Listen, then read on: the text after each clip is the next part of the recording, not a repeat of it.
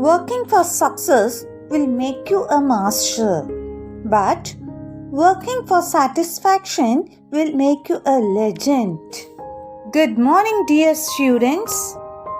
Let us see Unit 2 Prose.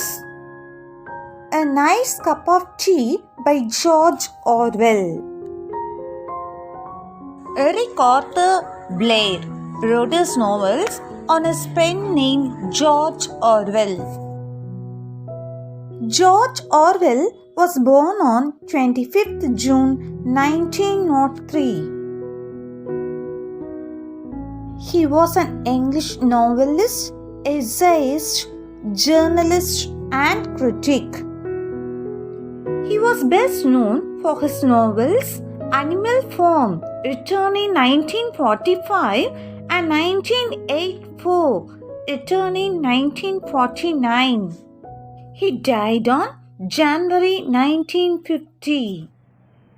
A Nice Cup of Tea by George Orwell is a discussion of the craft of making a cup of tea.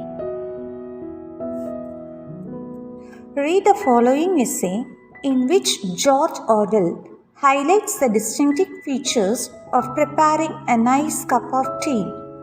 If you look up tea in the first cookery book that comes to hand, you will probably find that it is unmentioned, or at most you will find a few lines of sketchy instructions which give no ruling on several of the most important points. If we search tea recipe in a cookery book, we could not find it.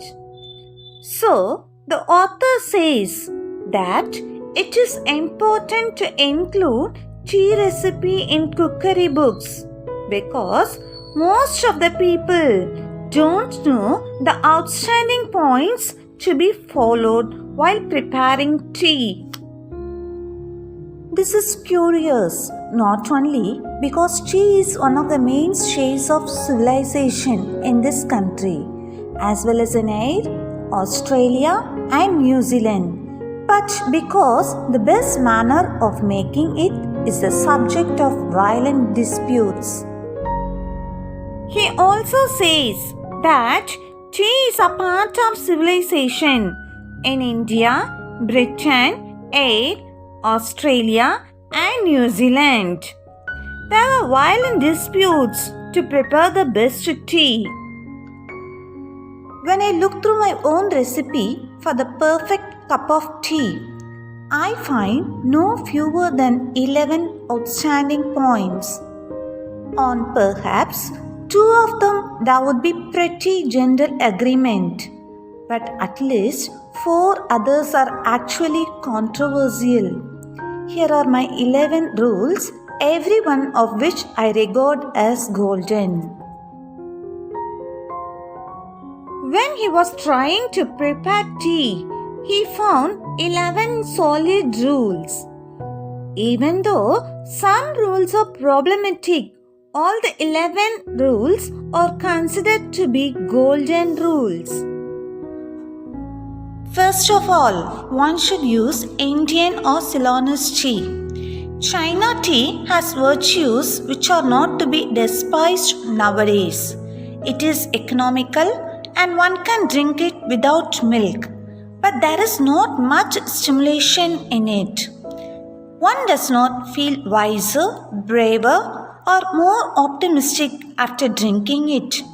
Anyone who has used that comforting phrase, a nice cup of tea, invariably means Indian tea. First rule. According to him, one should use Indian or Ceylonese tea. He said that we should not avoid China tea. It has many good qualities. Even though it is economical and we can drink it without milk, there is no much excitement in it.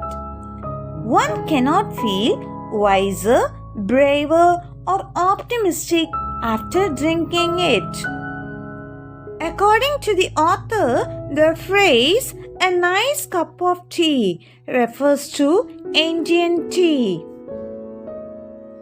Secondly, tea should be made in small quantities, that is, in a teapot. Tea out of an urn is always tasteless, while army tea, made in a cauldron, tastes of grease and whitewash. The teapot should be made of china or earthenware. Silver or Britannia ware teapots produce inferior tea, and enamel pots are worse. Though curiously enough, a pewter teapot is not so bad. Second rule. The second golden rule in the preparation of tea is to make tea in small quantity in a teapot made of china or earthenware. Army tea made in a cauldron tastes of grease and whitewash. The teapot should be made of china or earthenware.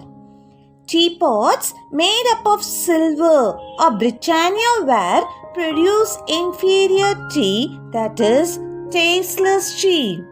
But tea prepared in pewter pot gives taste, but we could not get it often. Thirdly, the pot should be warmed beforehand. This is better done by placing it on the hob than by the usual method of swilling it out with hot water. Third rule. The pot in which we are going to make tea should be heated first.